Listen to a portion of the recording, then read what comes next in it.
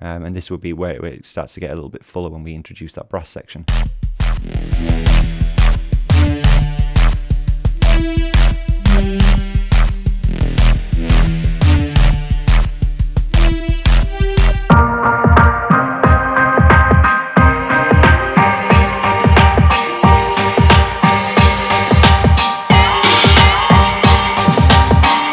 Yo, Sketty here. Welcome back to my YouTube channel and a brand new tutorial. This time we're going to be looking at how to make cinematic rhythmical style basses, white noise hits, and a little bit of brass sounds as well for any sort of like cinematic kind of music, or even going into dance music like drum bass, neurofunk, something that's got a bit of ambience to it. Before we get into that, obviously all of the YouTube things, if you like this content and you want to support it, subscribe, hit the notification bell.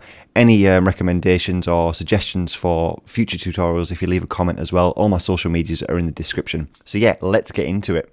So we're going to split this into three different parts. We're going to have the real strong rhythmical bass section and a white noise rhythm as well, and then a little bit of brass, which I've already built that sound, but we'll go through at the end. So yeah, the first thing that we're going to do, don't mind my SERUM skin, it's just a custom skin that I've made from Thenatons and added my own Sketty logo to it. So yeah, we're going to be using all of the oscillators and noise producers, the filter, LFOs, and a lot of these effects. So the first thing that we want to do is we're going to create an analog BD sine. Now this thing's great because we can sweep through and get slightly different harmonics from a sine wave. And this is going to sort of be the crux of the main low end of the sort of rhythmical bass sound. First of all, we want some sort of like pitch movement set over like an 8th note or a 16th note. Now I've set the project to 174 BPM. So you can make this at any tempo, but for this case, I'm not going to have it 16ths because it'll be too fast. So I'm going to set this to 8th notes, and I'm going to set it to trigger mode as well, so it will constantly keep looping back. And this is going to be used to control the pitch. So I'm going to create this kind of shape, and the main thing is I want it to sort of resolve back down to the root note as well. So that's why I've sort of stopped it here. Now, this is to taste. You can sort of change this. So if you want a longer pitch sweep down or a short pitch sweep down, you can just move this point in the middle. So we're going to go into the Matrix tab and we're going to apply LFO1 to the master tune there, and now we're going to listen back to this. So if we just saw this channel by itself. Now at the moment this is set in bipolar direction, so you want this in unipolar, so it's always going down to the fundamental, because at the moment that is going past the fundamental down sort of like the opposite extension of what this top note would be. So if like we were going up +7 semitones, it's going down to -7 semitones. So that's why you want it to be unidirectional. And now you get to decide how strong you want that pitch change to be. I think for this that's going to work because obviously we're going to be adding a lot of other effects as well. The next thing I want to do is bring this down -1 octave. Just a reminder, I've explained this in previous tutorials, but I always work in octave 1. So to keep it at the sub and bass level, that's why having octave -1 matches up with, as you can hear, it's now in the right octave. There you go. I'm going to bring the random all the way down because we don't want it to start from different phase positions within the waveform. Nice. Now the next thing that we're going to do, and this is LFO2 is going to be the thing that does most of the work in this. This is where we get all of that rhythmical difference. Is we're going to create a bar long sort of 8th note part. And actually, I think we're going to make that 2 bars. No, 1 bar. Yeah, it's 8 8th notes in a bar. That makes sense. So we're going to use the ramp down. So all I did there was I right clicked, go to ramp down, and now I'm going to hold shift down. And as I move across, I can now basically just create 8 ramp style LFO points. And this is going to be the thing that controls the main part of the sound.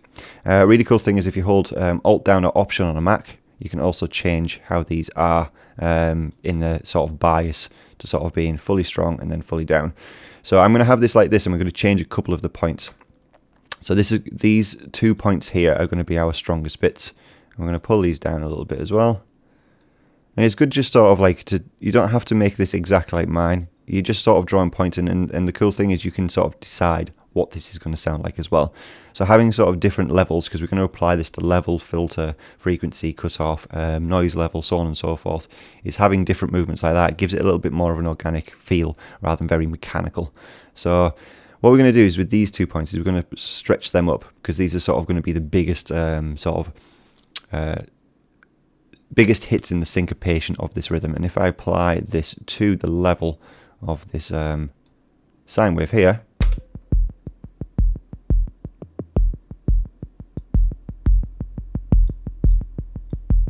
That's how we sort of start to get into that. You can hear that pulsating rhythm moving. Now at the moment I've done that a little bit too extreme, so what I'm going to do is, yeah, I'm just going to have them curved down a little bit more because, or a little bit less because it was a little bit too much, how much they were being sort of like stabs. There we go, that's better, which means we can bring the level down a bit further. Now the next thing I'm going to add to this is a sawtooth, but at a -7th, so that's +10 semitones. Now the really cool thing about this is it adds a little bit of tension and suspense because it's always trying to resolve back to the root note, which would be 12 or 0. But because it's at +10, it just gives a little bit of suspension, and with these kind of rhythms, that's often a useful thing to do. So again, we're going to bring the level down, LFO2, and we're going to apply that.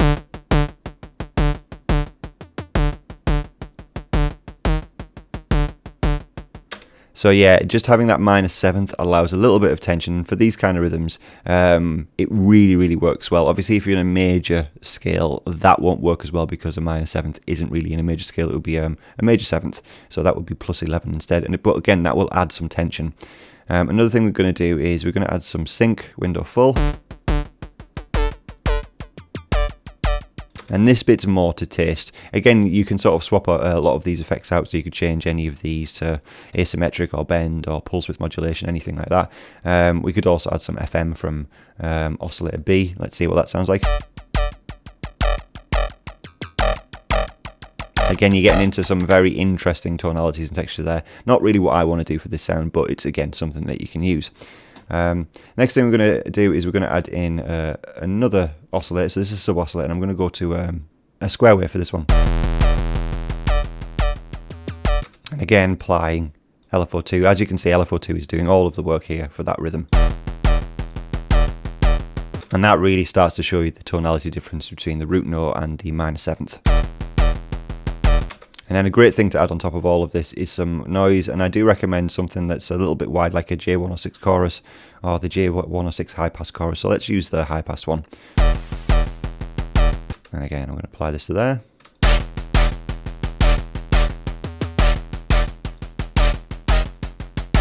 There we go.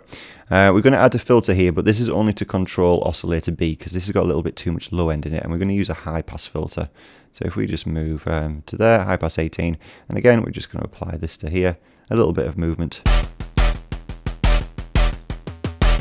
We're going to add some fat as well because I always like the sound of it. It just basically thickens up the filter sound. And again, that's just getting rid of some of the low end in this synced sawtooth waveform. Again, another thing that we could add is a little bit of unison. If we pull this up to 7, maybe we might have to bring the detune down as well. Yeah, so let's bring the random down and also the detune down a little bit. Again, that's starting to give us a little bit more stereo space as well. So that's pretty much all of it in this area.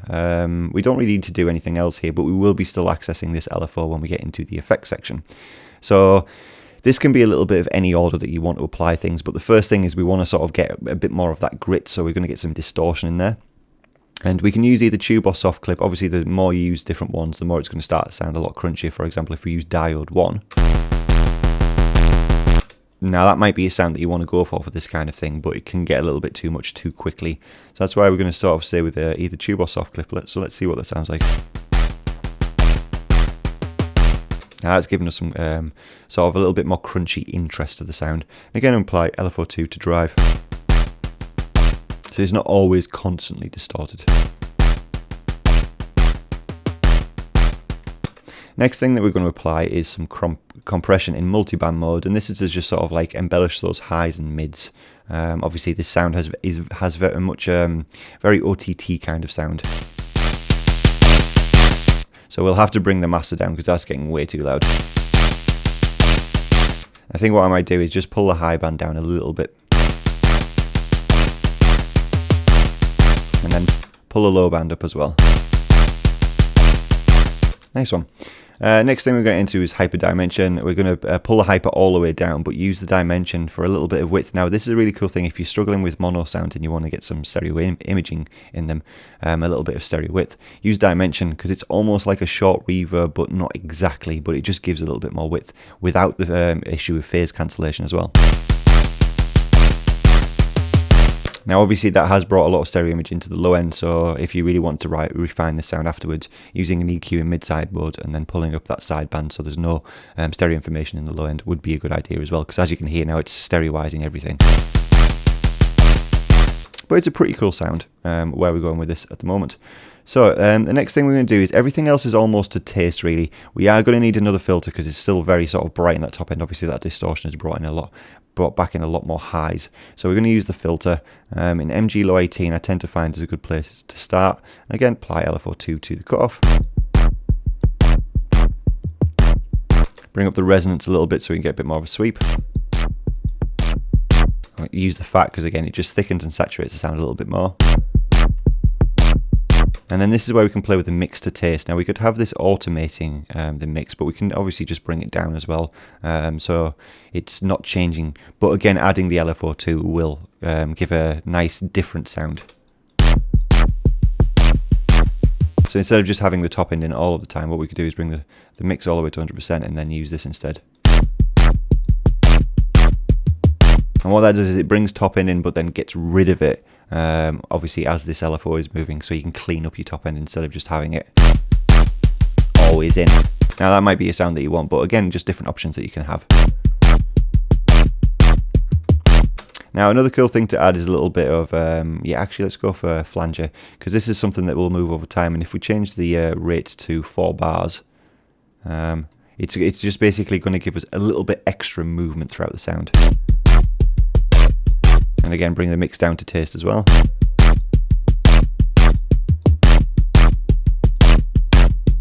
Like a lot of these effects that we're using can be quite subtle.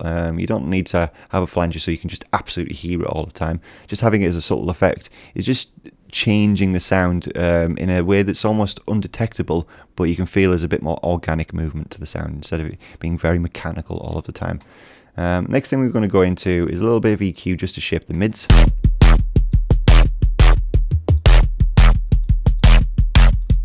To tighten the sound up a little bit, and also a little bit of reverb as well. I always tend to keep this in plate mode. Serum's reverb hall can be useful, but I like the fact that you can extend the width, and you can also change the top end a little bit more interesting instead of with this one, because this one more has like a chorus effect and it spins. Now that might be a sound that you want, but I do prefer the plate sounding reverb in Serum.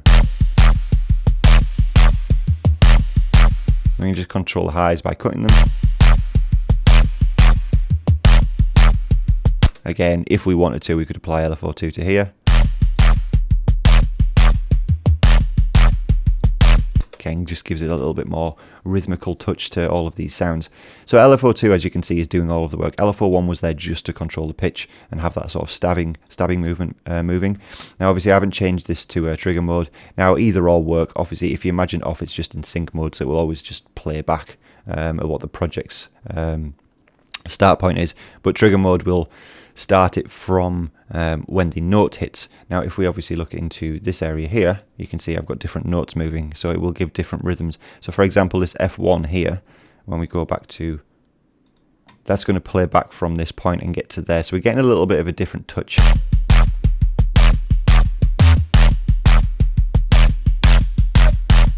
Now if I turn that back to off and we listen back to the F1 note, it won't do that second bit here. So that's why that can be useful having it in trigger mode, because it will always bring it back from the note start point. That's pretty much it for the rhythmical section. Obviously we could post-process with this with some saturation EQ just going further, but I just want to show you these techniques in Serum. Obviously one thing I will be doing as well is giving these as presets in the description box as well. I'm struggling to speak today. My ability is almost failing me, so apologies for that. The next thing with this sound, this is purely there as a white noise tab, so I've just got the moved to a new channel, so we've got another Serum open, and again this is blank, and I'm only going to be using the white noise here. So if we go to bright white this time, and we're going to be using chorus, hyperdimension, and a little bit of reverb, and maybe some delay as well, just to give obviously that time-based and stereo imaging effect. So this one's interesting. So what we're going to do is we're going to set this LFO to 2 bars. and then we're going to set our grid to 16, which is already set there. And what we're going to do with this is sort of like, imagine like a reverse clap and then with a couple of hits. So this is a little bit more complicated to control, but the first point that we want, if you hold Option down, it actually steps with the grid that you've set up. So obviously with this it's 16 points. So we're going to have one point there. We're going to have another point here as well. So if we put that step in, and then again, let's just control these. And then the next bit that's going to be the most sort of important sound is in this first bar. So imagine, well, this is 2 bars. So this is your first bar, this half here, and then this is your second bar. It's going to have 2 little stabby sections of the white noise hit. So again, I'm just going to control this as well. So I'm just holding Alt or Option on the Mac down, just to sort of bring these points to where I want them to be on the grid. And the next thing that we're going to do is we're going to draw another point in, and we want this to we want to make sure that these are on 16th notes. So we do that. We pull this down to a 16th. Let's just draw another note in. Now this can be a little bit tedious to do, but once you start to get it, it starts to make a little bit more sense. And again, I'm just going to add another point for some interest here. And then this is where we can start changing the curves. So with the sweeps, I want these kind of curves to happen, and obviously the other way with the stabby parts. And then again, we just literally just apply LFO1 to that sound. And if we play this back by itself, now this is going to be a counter rhythm to our main stab section. So if I just turn both of them on together.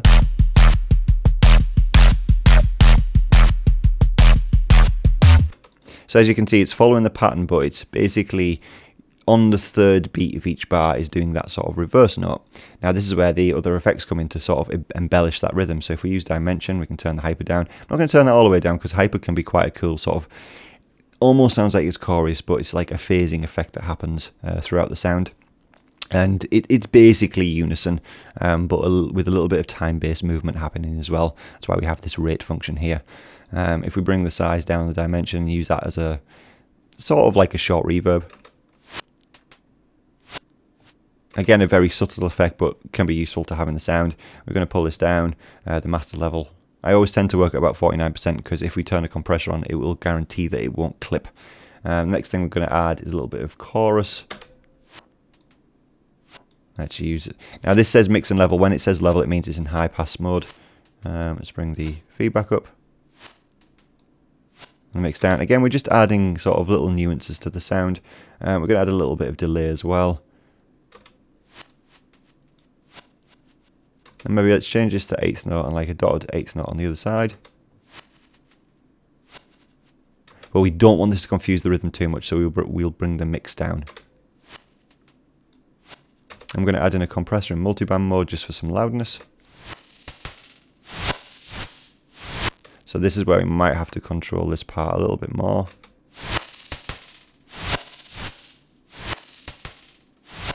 So one thing I'm going to do to control that low end is I'm going to bring in an EQ.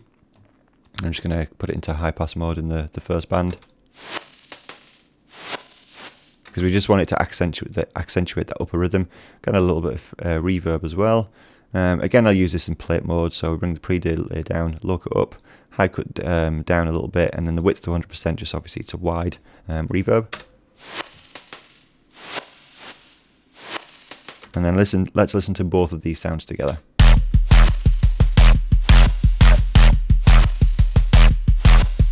I think I might bring the compression down a little bit because it's making the sound too obvious what we're doing. Well, mainly these sort of reverse ones, it's making them a little bit too long. I'm going to bring the delay down as well because that's confusing the rhythm. Now, as much as obviously I prepared this tutorial before, I deleted all of the presets that I'd done. So I'm just thinking through this as I'm going, just to sort of prove a point that it's not incredibly difficult to make these kind of sounds. It might take a little bit of planning of the rhythms, like obviously what we did with the first sound. I had to go through and plan out these stabs, what the rhythm was going to be. Once you're at that point, it's just going through and having a little bit of just improvising with the sound, seeing what would happen if you applied it to different points. So like if you applied LFO2 to the FM from B, for example, so on and so forth. Just going through and adding your own spin to this. You don't have to copy all of this and just use only this sound. These are the techniques that I'm showing you are purely just for you to take the sound in your own direction, just to see what the fundamentals of making these kind of sounds would be, and then moving it in your own direction. So for example, you might not even use oscillator B for this first sound, you might just rely purely on the analog BD sign. But you can take this in any direction that you want. The final sound that we're going to add to this is a little bit of a brass sound.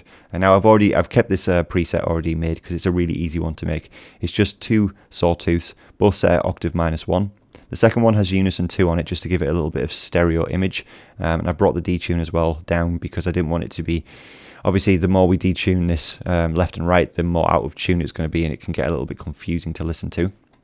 And that's pretty much all that's generating the sound when we're FMing from B. So oscillator B is going into oscillator A, and just a little bit of movement. And that's where I put LFO2 on this as well. So over the space of 4 bars, it's sweeping through this point on FM from B. LFO1 is the thing that does most of the work in this. So we applying this to the filter. So if I just play the note back, as you can see, we've got that sort of big, dark, cinematic brass sound. Obviously, it's very synthetic sounding, but something that you hear a lot in trailers, futuristic sci-fi, dystopian future kind of movies as well. So LFO1 is on the cutoff. Again, I've brought the fat up to give it a little bit more saturation, and I'm applying MG Low 12 to both A and B because they're the only oscillators. I'm not using any noise or anything like that either. In the effects section, I brought up a little bit of distortion and I'm applying LFO1 to the drive using soft clip. So that just again thickens out the top end, adds a little bit more harmonics and saturates the brass sound. Using some hyper dimension, again no hyper but the dimension as a short reverb. We have some compression in multiband mode, bringing the gain up just so we can make it louder again. And I haven't actually changed any of these bands, I've kept them where they are. Obviously it sounds very different if we take it back to single band mode, but again a sound that you can decide to taste which one you want to have. Then we have chorus. So again, I put this in high pass mode, that's why it says level. There's just a little bit of a mistake made when this skin was made for Serum. And again, I brought the mix down. This is there just for some nuance, for some stereo imaging that you can't really hear. And chorus is a really cool thing for actually thickening sounds up in the stereo image without having horrible phasing issues. We have a little bit of delay. It's very, very subtle, but again, just to thicken the sound out. I'm not wanting this to be... I don't want the delay to control the sound. This is there just to back the sound up a little bit. Now we have some EQ to shape the mids a little bit and also high pass this sound because I found the low end was a little bit too much when it was full. That starts to conflict with the rhythmical bass section that we've created. That's why I've just high passed it a little bit. And then the final sound of all of them is a little bit more reverb. Now I have brought the mix up quite a lot because I want the reverb to be the main thing that controls the sound. Obviously if we take the reverb away, it sounds a little bit dull, and especially within context of the rest of the sounds, it's good to have obviously a little bit more space on your brass sounds. So yeah, actually what I will do is I'm going to record a section in for this brass and we'll listen back to the whole thing together.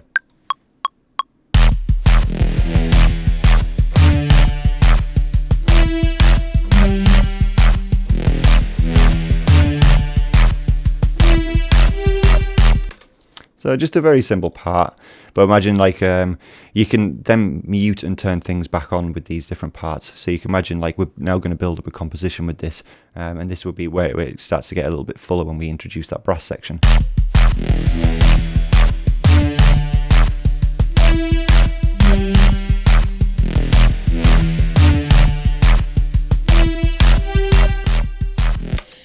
So there you go guys, that's pretty much the tutorial, just to show you some sort of different rhythmical things that you can do for cinematic music or more of the darker side of dance music into like things like drum and bass, neurofunk, or even sort of like glitchy kind of music like glitch hop, that kind of thing.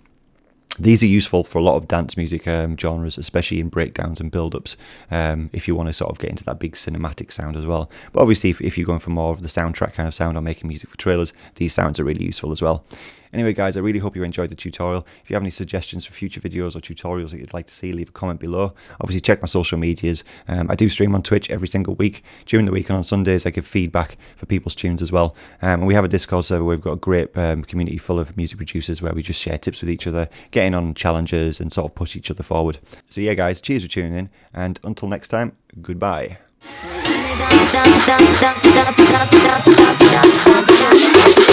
Everybody jump up, come on! Come on! Everybody jump up!